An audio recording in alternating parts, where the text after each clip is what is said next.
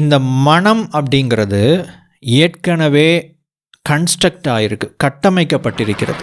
நிறைய பேர் வந்து கேட்பாங்க, நிறைய நெகட்டிவ் தாட்ஸ் வருது, எதிர்மறை எண்ணங்கள், நான் ரொம்ப எதிர்மறையாக சிந்திக்கிறேன், ஓவர் திங்கிங் பண்ணுறேன், நெகட்டிவாக திங்க் பண்ணுறேன், இது எப்படி ஸ்டாப் பண்ணுறது, எப்படி ஓவர் கம் பண்ணுறது அப்படின்னு சொல்லிட்டு நிறைய பேர் கேட்பாங்க.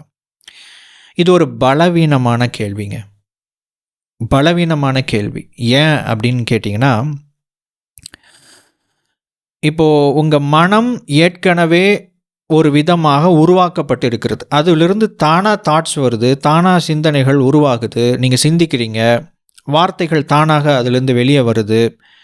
மனம் எப்படி உருவாக்கப்பட்டு இருக்கிறதோ அது சார்ந்த வார்த்தைகள் எண்ணங்களாகவும் சிந்தனைகளாகவும் ரிஃப்ளெக்ட் ஆகுது.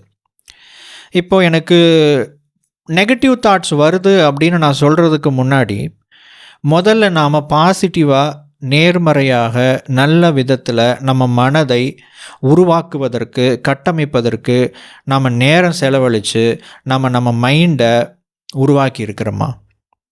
நம்ம மைண்டை பாசிட்டிவாக உருவாக்குறதுக்கு நாம் முயற்சிகள் எடுக்கிறோமா அப்படிங்கிறது இங்கே ஒரு முக்கியமான கேள்வி.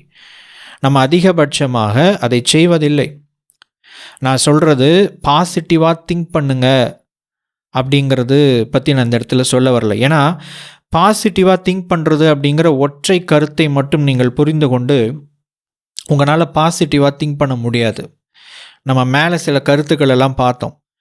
எண்ணங்கள் என்பது வார்த்தைகள் அப்படின்னு சொல்லிட்டு, எண்ணங்களும் சிந்தனைகளும் வார்த்தைகள் என்று சொல்லி. அப்போ உங்களுக்கு தெரியாத வார்த்தைகளை, உங்களுக்குள்ளே இருக்கக்கூடிய அனுபவங்களை, உங்களுக்கு தெரியாத வார்த்தைகளை வைத்து எப்படி உங்களால் பாசிட்டிவாக சிறப்பாக எக்ஸ்ப்ரெஸ் பண்ண முடியும்?